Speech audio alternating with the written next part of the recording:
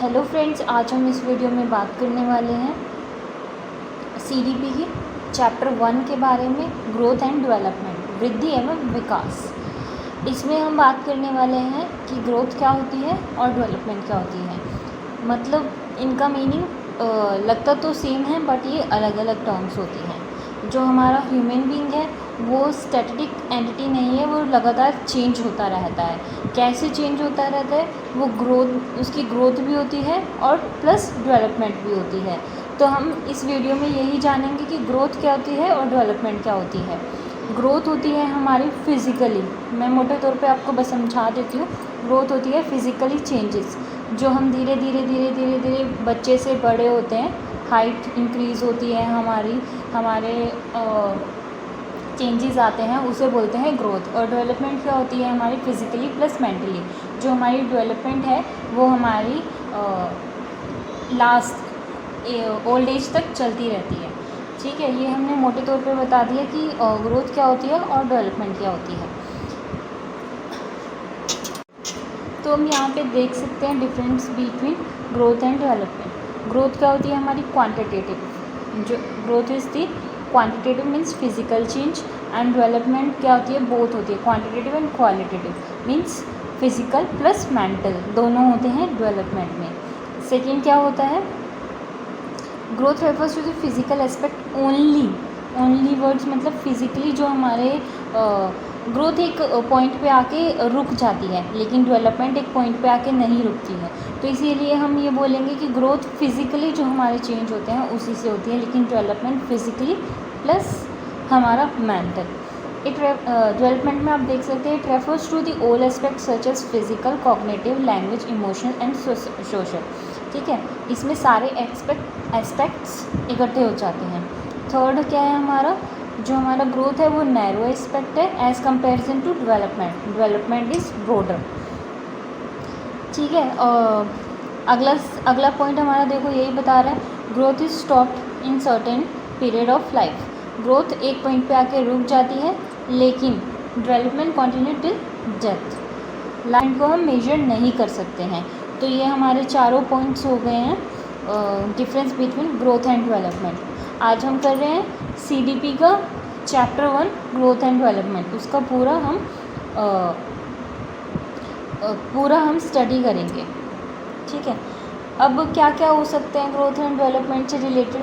जैसे कि अगर हम एक ह्यूमन बीइंग की बात करें, ह्यूमन बीइंग में कैसे ग्रोथ होती है? ह्यूमन बीइंग जब हम लोग ह्यूमन बीइंग जैसे ही प्रीनेटल स्टेज से ही ग्रोथ स्टार्ट हो जाती है। प्रीनेटल स्टेज के 3 होते हैं। ठीक है, 0 to 2 वीक्स में, फिर 3 to 8 वीक्स, फिर 9 वीक्स। तो जैसे जैसे वो गर्भ में बड़ा होता जाता है वैसे वैसे उसकी ग्रोथ होती जाती है। ठीक है, और एक पॉइंट पे आके फिर वो 1 साल का, 2 साल का, 3 साल का, जितनी उसको ग्रोथ चाहिए होती है, एक पॉइंट पे आके हमारी ग्रोथ स्टॉप हो जाती है। लेकिन डेवलपमेंट में ऐसा नहीं होता है। ठीक है, डेवलपमेंट हमारा लाइफ लॉन्ग चलता रहता है टिल डेथ। ये देखिए स्टूडेंट्स, ग्रोथ के टाइप्स। प्रीनेटल पीरियड, जब एक माँ कंसीव करती है, ठीक है, बेबी कंसीव करती है, उसके बाद वो धीरे धीरे बढ़ना शुरू होता है। उसकी स्पाइनल कॉर्ड बनती है, फिर उसके हाथ बनते हैं। तो ये धीरे धीरे आप लोग देख सकते हैं किस तरीके से ह्यूमन बीइंग की ग्रोथ होती है। और फिर वो बोर्न होता है, फिर उसके बाद वो चाइल्डहुड, टीनेज, और फिर जाके एडल्ट। इस तरीके से इन स्टेप बाय स्टेप क्या होता है, ह्यूमन बीइंग का डेवलपमेंट होता है, ग्रोथ होती है। ग्रोथ के साथ साथ ही ह्यूमन बीइंग का डेवलपमेंट चलता रहता है। जैसे कि उसके ब्रेन उसे लैंग्वेज सीखना है, उसे एक्टिविटी सीखना है, वो साथ ही साथ कैच करता रहता है। और लेकिन जो ग्रोथ है वो एक पॉइंट पे आके स्टॉप हो जाती है, लेकिन डेवलपमेंट टिल डेथ तक चलती रहती है। अभी हम देखते हैं स्टेजेस ऑफ डेवलपमेंट। स्टूडेंट्स से देखते हैं हम stages of development. Prenatal, infancy, ठीक है, early childhood, letter childhood, adolescence. देखो जैसे मैंने इसके सामने प्रीनेटल में क्या होता है 40 वीक्स, फिर उसके बाद इन्फेंसी आता है, जब बच्चा पैदा हो जाता है, ये बच्चा पैदा होने से पहले का है, और ये फिर बच्चा पैदा हो जाता है तब से 2 साल तक टॉय एज भी इसे बोलते हैं। फिर 2 से 6 साल तक इसे प्री गैंग एज भी बोलते हैं। ये मैं आप लोगों को सब डिटेल में पढ़ाऊँगी। प्री गैंग एज, फिर लेटर चाइल्डहुड, फिर हमारा आता है एडोलसेंस। ठीक है, मेनली जो ग्रोथ होती है वो यहाँ पे आके स्टॉप हो जाती है, लेकिन डेवलपमेंट इसके बाद भी चलती रहती है स्टेप बाय स्टेप। अब हमारे factors influencing growth and development आ गए। क्या क्या फैक्टर ग्रोथ और डेवलपमेंट को इन्फ्लुएंस करते हैं। फैक्टर्स कौन कौन से इन्फ्लुएंस करते हैं ग्रोथ एंड डेवलपमेंट को, 2 पार्टों में हमने डिवाइड किया हुआ है, internal factor, external factor. Internal factor कौन कौन से हैं, hereditary, biological, intelligent, emotional and social. और एक्सटर्नल फैक्टर कौन कौन से हैं, environment, love and affection, play and exercise, sleep and rest and food and etcetera.